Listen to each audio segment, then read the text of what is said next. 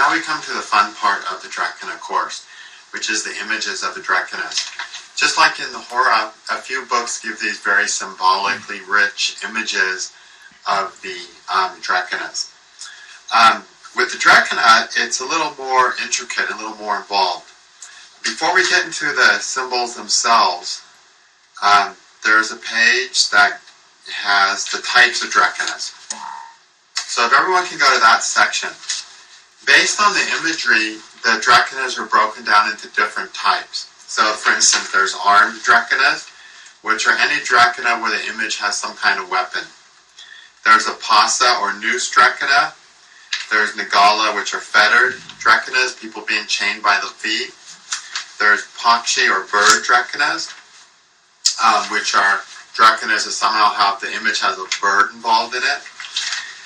Then there's vulture-faced Drekkanas, which are also bird Drekkanas, so they have like a dual nature there. There's a pig-faced Drekkana. There's Sarpa or serpent Drekkanas. There's quadruped or four-legged Drekkanas. These are Drekkanas where the image has a four-legged animal. There's so all these very symbolic breakdowns of the Drekkanas. The interesting thing is, different texts give a little different idea of just who are the bird Drekkanas and who are the quadruped Drekkanas and so on. So there's a little bit of controversy about that. When there's a controversy, I just go towards what the image says. So if you see a discrepancy in the types of Drekkanas table and the image, go with what's actually in the image. Okay? Of these types of Drekkanas, one of the very important ones are called Sarpa or serpent Drekkanas. That's the Cancer, second and third Drekkana, the first and second Drekkana of Scorpio, and the third Drekkana of Pisces. You're going to hear, lots of times when you look at yogas in old books, especially yogas based on medical type yogas or longevity, they'll talk about Sarpa Drekkanas. That's what those are. Those Drekkanas tend to bring about greater problems with health, and those planets, if they're involved in possibly causing the death of a person, get more power to cause death when they're in those Sarpa or serpent Drekkanas. Okay? So anytime you do a medical astrology, it's good to pay a little more attention to the planets in those serpent Drekkanas. Okay? Otherwise, these other groups of Drekkanas, sometimes you'll see a yoga that says if this planet's in an armed Drekkana, you can look at that. Prajna yogas will have that a little more often. Okay? So I just wanted to give you the breakdown of that here so if you need it, you can go to it. But in general, you want to use the Drekkana as a complete thing. Take the whole image. Don't just say, oh, it's an armed Drekkana. Okay? Take the whole image of that Drekkana. Because some armed Drekkanas are benefic, some armed Drekkanas are malefic. Some armed Drekkanas are going to be vulture-faced too. So you want to sort of take the whole image, not just one isolated part. Okay? Now, it's good to understand these types of Drekkanas because a lot of the imagery does revolve around these. So if you understand these primary images, armed or whatever, it gives you a lot of information to understand the Drekkana images when you read them. So we're going to go over these types of Drekkanas, okay? Armed Drekkanas or any Drekkana where the image has a weapon. Sometimes it'll be a sword, sometimes it'll be a club, sometimes it'll be a bow and arrow, whatever.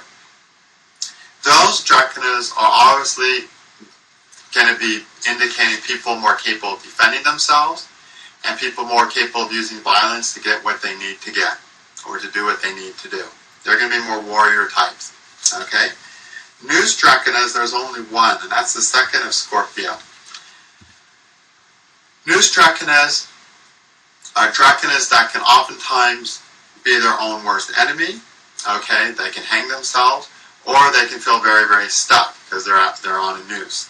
Okay, there's only one of those. Nigala, which are Feta Drekkanas. This Drekkana can indicate a greater chance, and that's Capricorn, the first Drekkana, of things like imprisonment and bondage. Okay? It's not going to do it all by itself, but if there's other factors involved indicating a bondage or imprisonment yoga in a person's chart, and the first first Drekkana of Capricorn is involved, which is that Theta Drekkana, you can be sure the bondage or the incarceration is going to be much more severe, much more lengthy. So, again, another Drekkana that can feel stuck or restricted very easily is that Theta Drekkana. The difference sort of between the Pasa News Drekkana and the Theta Drekkana is that the Theta Drekkana will oftentimes know where it wants to go but be unable to do it, where the News Drekkanas won't even really know what it wants to do to begin with. The bird Drekkanas and the vulture face, all the bird Drekkanas, tend to have a greater element of detachment, and they also can be, for lack of a better word, a little more flighty. Again, it's a greater element of detachment. They can more readily change direction and let things go. The difference is that the vulture-faced ones, the couple that are also, the three that are also vulture-faced, can generally be a lot more harder individuals. Okay? By harder, I mean they can deal with difficulties much more. They're more hardy. They have higher expectations for people to be able to struggle and survive. So they tend to be a little bit more cruel-centered. Okay? But the strongest thing about the vulture-faced Drekkanas is they really can take advantage of what little there is to actually survive on. They can make the most of what there is to survive. So they're very much survivors. Pig-faced Drekkana, there's only one, that's Cancer. And all these sort of weird-faced Drekkanas and the Pasa and the Gala and the Sarpa Drekkanas are in general considered more difficult Drekkanas somehow. If we read the Cancer first Drekkana example image, let me pull that up here. It says the first Drekkana sign Karka carries leaves, roots, and fruit. It has an elephant-like body, lives in a forest near sandal trees, has feet as large as those of the camel, has a hog-like face, and a horse-like neck. So it's not particularly a bad image. Okay, it's not particularly a great image. And with the pig-faced Drekkana, what tends to come from it is it doesn't usually react to situations with all of its intelligence. Okay? The person may be more intelligent, but along the road of their life, they won't use all that intelligence to benefit themselves for some reason. Okay, that's what I usually find with that pig-faced Drekkana. Sarpa Drekkanas, these are Drekkanas that are going through like deep changes. Transmutation and transformation is a key word for those guys. Quadruped Drekkanas, those are the four-legged Drekkanas. They tend to be more powerful and can handle greater loads in life. They are just more powerful. Just like the quadruped Rashis, they can bear a lot of weight. They can take on greater loads, greater burdens, without feeling it to be a burden. So quadrupeds are really the type of Drekkanas that you can lean on for support usually. Okay? And you're going to find these will all mix up to create the symbology of the images themselves. Now, on the right-hand side of the types of Drekkanas, with an asterisk by them, we've got malefic Drekkanas, benefic Drekkanas, mixed Drekkanas, and water-bearing. All the Drekkanas are there, all 36. So this is a division that comes from Jataka Parijita. Some Drekkanas are either malefic, benefic, mixed, or water-bearing. And Jataka Parijita tells us, down below, the person born in a malefic Drekkana will be evil-minded, of wandering habits, addicted to evil deeds, and in bad repute. The person born in a water-bearing Drekkana will be liberal, voluptuous, compassionate, bent on agriculture and irrigation, devoid of morality. The person born in a benefic Drekkana will have rich and happy sons, a lovely form, and will be tender-hearted. The person born in a mixed Drekkana will be ill-behaved, addicted to young women not his own, of cruel aspect, and fickle-minded.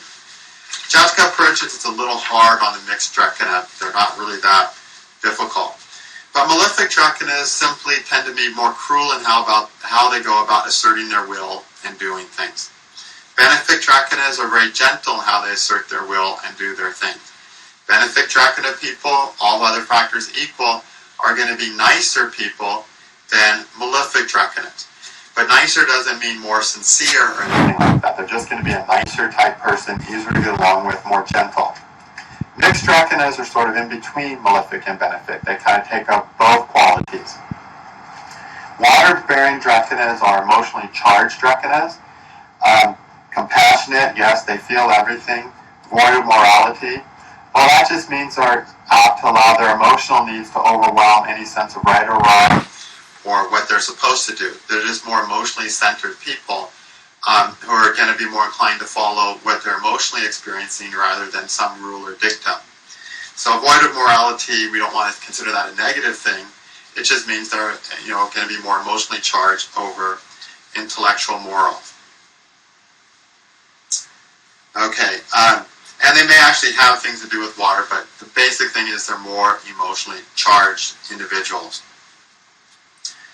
So it's always helpful to look at the Drekkana and see if it's a malefic, a benefic, a mixed, or a water-bearing. Right away, that alone will give you a little bit of a feel for the person. It's a malefic Drekkana on the Lagna. Right away, you know that person is going to be a little more hard and cruel. A benefic Drekkana, you know right away that person's going to be more nice and gentle. A mixed Drekkana, they'll be average. A water-bearing Drekkana, they're going to do things because they're emotionally feeling the need to do those things, more than because of any other idea that they're trying to follow. Okay? All right. So, getting into the forms themselves. I've actually got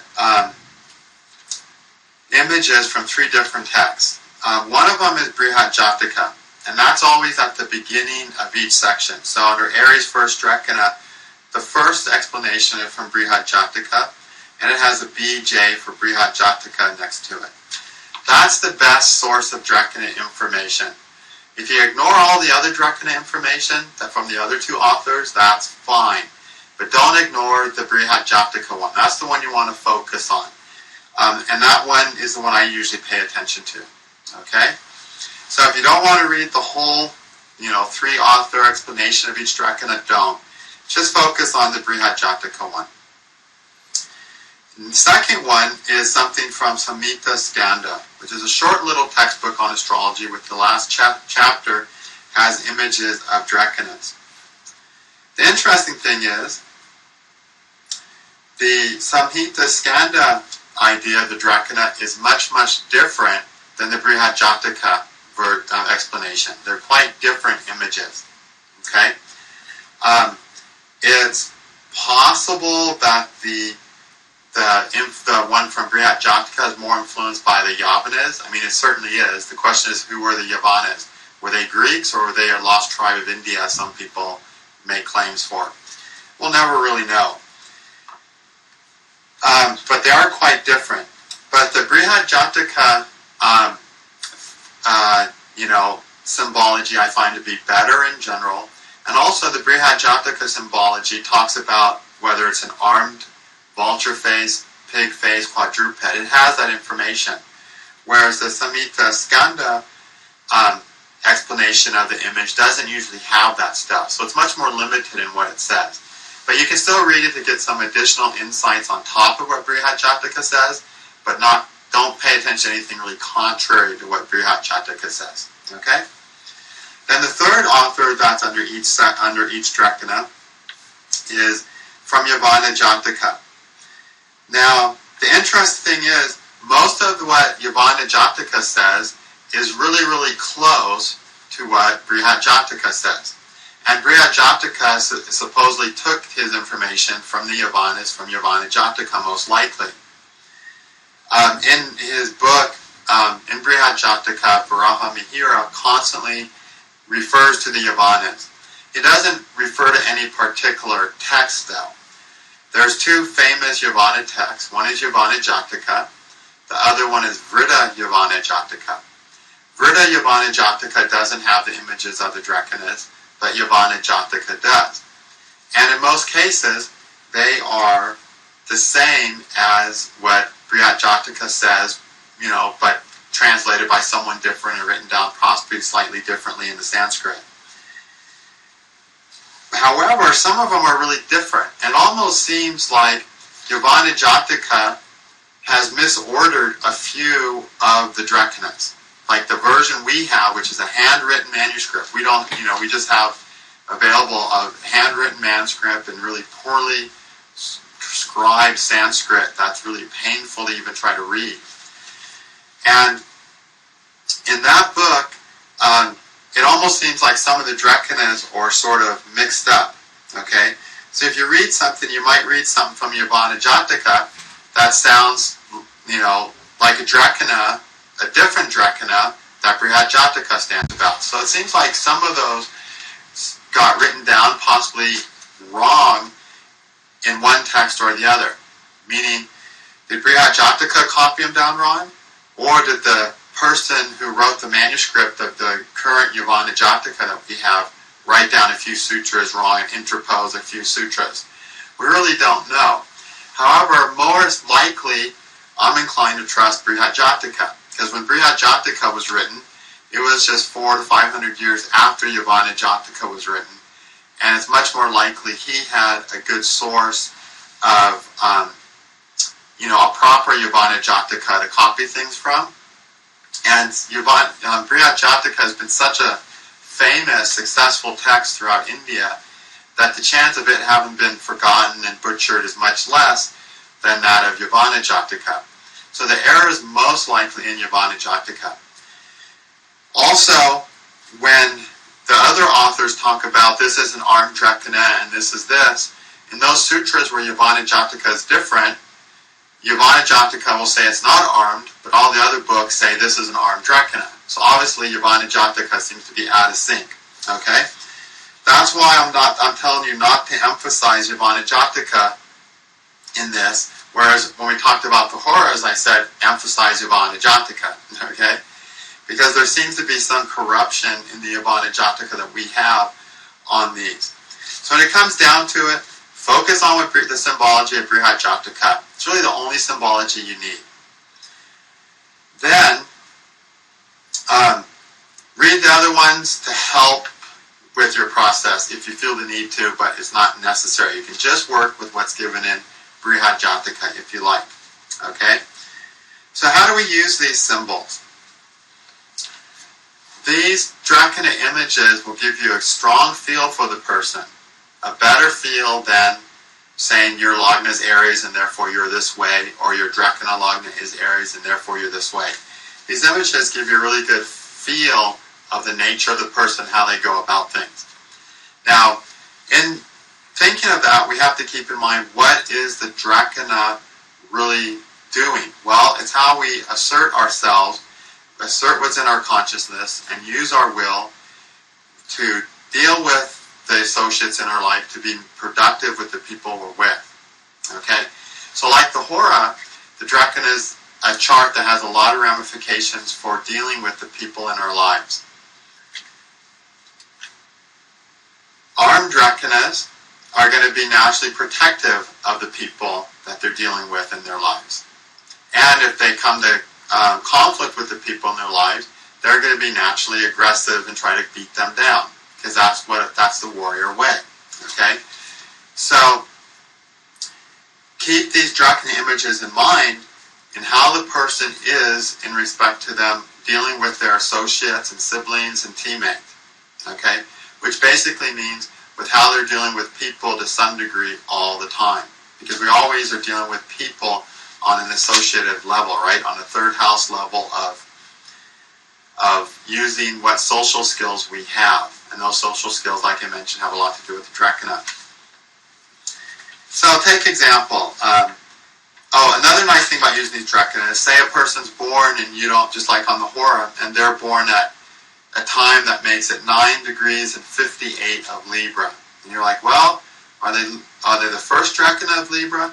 Or could they maybe, do I need to add a little time and make them the second Drekkana of Libra? So you could just go to the Drekkana, either if you know the person or you've got a good feel for people, and you can just read. Sriya Jataka says, the first decanate of the sign Tula, which is Libra, is a man seated in a shop that he has opened in a market or on the way to the market. He holds a balance in one hand and is skilled in weighing and measuring. He has got articles in his hand to be weighed or measured and is thinking that such would be their price. Or, the second Drekkana is a man, his face like that of a vulture, with a pot in his hand.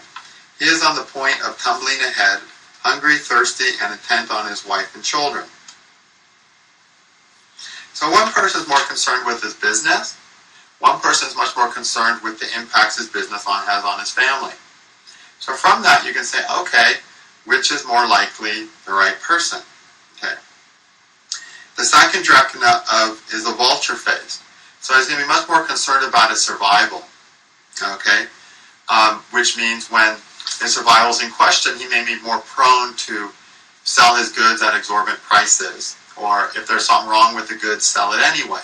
So there'll be some unscrupulousness in the person's nature if their survival depends on it. Then if we go to the types of Drekkanas, we see that Libra first Drekkana is a benefic Drekkana, whereas Libra second Drekkana is a mixed Drekkana. So the Libra second Drekkana person is going to come off as a more nicer, gentle person in general. So from that, getting the feel from the person, you could kind of decide which Drekkana is correct and adjust their time a little bit.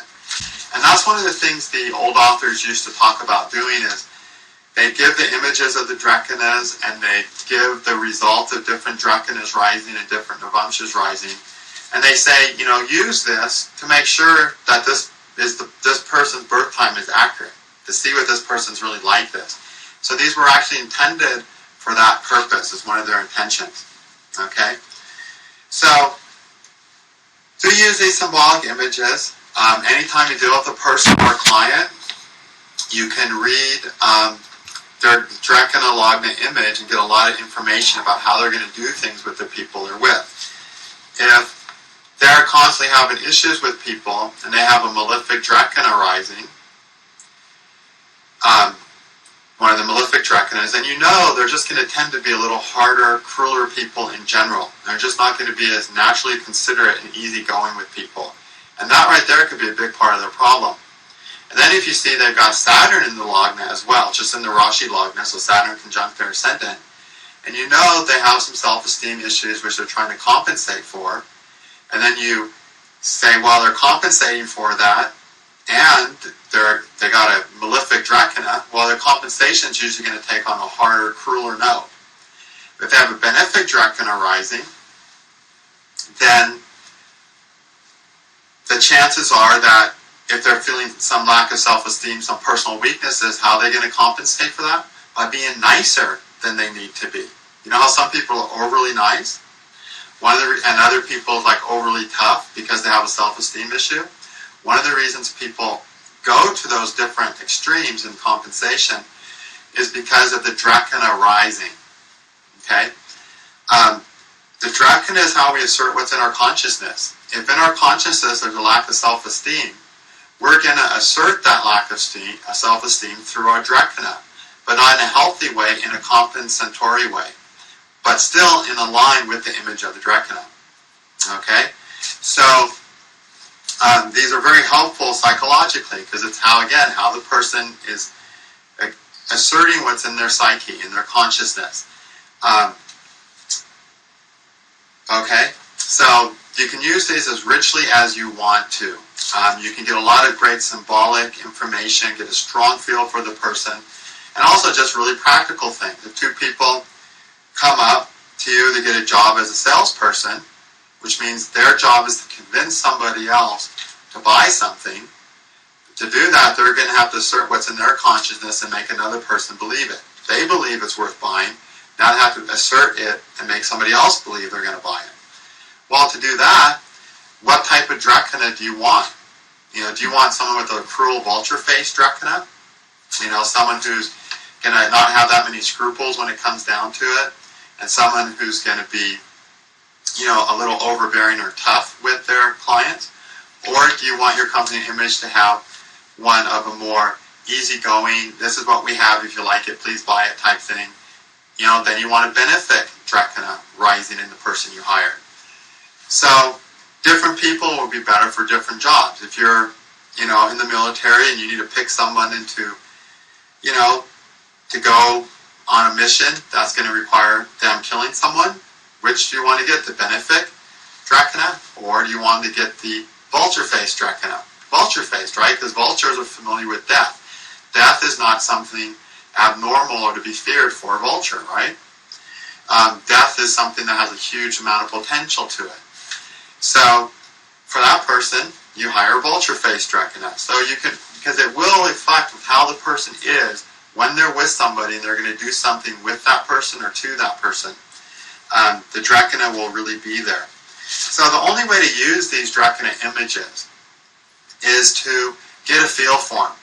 So what you want to do, you get charts of everyone you know, including yourself, and you read their Lagna Drekkana image. And you see how it feels. Okay? And then you start getting a feel for that person and the Drekkana. And of course, different parts of that will be brought out by different planets in an aspect in the ascendant and the ruler. So if Mars is in the ascendant, or Mars rules the ascendant, and it's an armed Drekkana, it's going to have even a stronger warrior spirit. But if Mars is in the ascendant, and it's not an armed Drekkana that's rising, they're not going to have, that Mars is not going to make them such a warrior spirit. Know how you see lots of people with Mars in the Lagna? And they're just not these super warrior people like you thought they would be. Okay? They may not seem that martial. They may be hyper, full of energy, but they're just not that martially minded, because war is just not how they're asserting their consciousness. They just don't assert what's in their consciousness through violence like an armed Drekkana does. So, the Drekkanas are just really important for how the person's really asserting what's in their consciousness. Mars can make us do so many things with that martial energy. War is one of them. Fighting is one of them.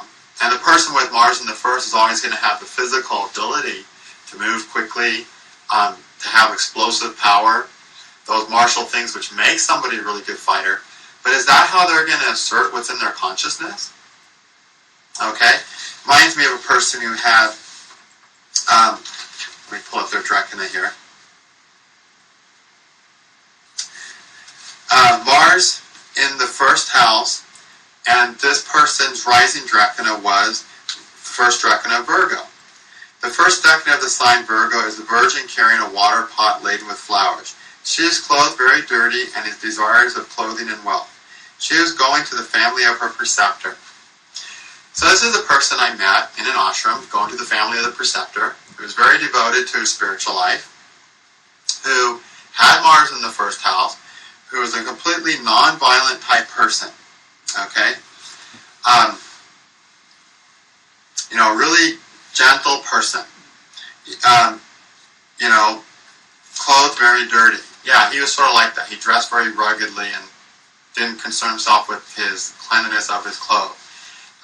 In the ashram, we did lots of farming work, and he was a guy who somehow always seemed to look a little dirtier than other people, believe it or not. But he had Mars in the first house. From Virgo, Mars rules the third house, which is athletics and exercise. So he was an athlete. Didn't have a warrior mentality, but he was. And what was he? He was a power lifter. And in fact, he was the junior world champion, or was it second or first place in junior world champion when he was 17 or 18 in powerlifting. So martial person, explosive power to pump that iron up above his head in a power lift. But not a warrior mentality, a totally gentle soul person. How did he assert what was in his consciousness? Through the first Virgo of Drekkanas. Okay? A virgin carrying a water pot laden with flowers in a very gentle, benign way. So, if you don't look at these Drekkana lords, you're going to miss a lot of how a person really is. You're going to just blame it right away on the planet. You can say, oh, they got Mars in the first house. They're a martial, aggressive, warrior type person. Maybe, maybe not. Mars can be used in so many ways. It's how he had all that capability, he had power and strength, but he didn't assert himself that way. He was a gentle soul when it came to how he asserted himself He was in constant association with people in the ashram. Everyone liked him. He never had a beef with anybody. Compare that to other Drekkana risings that were there, who oftentimes were in conflict with people or overbearing with their people that they were under them or whatever. So, so keep the Drekkana in mind. In Yavana Jataka, the first thing he gives is the Rashis. The second thing he gives is the horror images, and then the Drekkana images. Like, he literally starts there, gets into planets later. The author of Yavana Jataka obviously wanted us to get a feel for the person by starting to look at the horror and Drekkana images. And it's really worth doing that, and it's really a fun way to do astrology. It's kind of nice to have something where you can get away from all the measurement and saying Mars is in the first and it's debilitated or it's exalted and it's combust or it's retrograde. And in these charts in this dignity and its Shadbala is this, which, I love doing, so I'm not complaining about that. But it's also nice just to be able to take up this picture of an image and read it and say, aha, I got a hit on this person already just from this image. And then you realize that image is how they assert what's in their consciousness, the will they use to assert what's in their mind and consciousness to do what they think they need to do. And then you use everything else on top of that. Okay. And they've got Saturn in the first house. So they're being overly gentle, overly nice because they don't have all the confidence to really be nice in a strong way. Maybe they're nice in an overly meek or weak way. And you can add all that to the Drekkana images and get a much better picture of who the person really is and what they really need to do. Okay, the person who's got a cruel Drekkana rising is not meant to assert what's in his mind in a gentle way. Because there's times where you have to assert what's in your mind ruthlessly to get the job done, to save someone's life, to help somebody, to protect someone. There's not always, things are not always meant to be done gently. So you don't want to tell the person who's got a Saturn-Mars conjunction in the first house with a malefic Drekkana that they're supposed to learn how to be a nice person and to behave nicely towards others. They're not. They're supposed to be cruel and get to the point when it needs to be done, which is what a cruel Drekkana is made for. And then they're supposed to learn to use with that Saturn-Mars and get rid of all the frustration that underlies the Saturn-Mars conjunction. To not let their underlying frustrations make them harder than they need to be. They're never going to be nice, but we just don't want them projecting their frustrations onto the people and things that they're doing. So that's the part they need to work with, the Saturn-Mars conjunction, which is the same for everybody. But if it's a malefic Drekkana rising, they're meant to be cruel. That's how they are. That's how the rishis, the Deva rishis that we talked about in the other video, are manifesting God's will through that person, through that Drekkana image. So let them be how they are. Just make sure the underlying reason for it is because it's God's will, not a frustrated Saturn-Mars egocentric will. And that's what the person needs to learn. Okay? So you can see there's a million ways to use these Drekkanas. Your imagination is your limitation because they are meant to stir your imagination and through that awaken your intuition into seeing something in the person.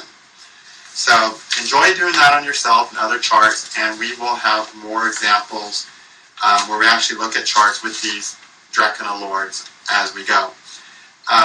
And get involved into the symbology of these. The more you remember these Drekkanas, or if you just remember this as a benefic or malefic Drekkana to start with, the more you have that in your mind, the more your intuition will be able to make use of these Drekkanas when you look at charts.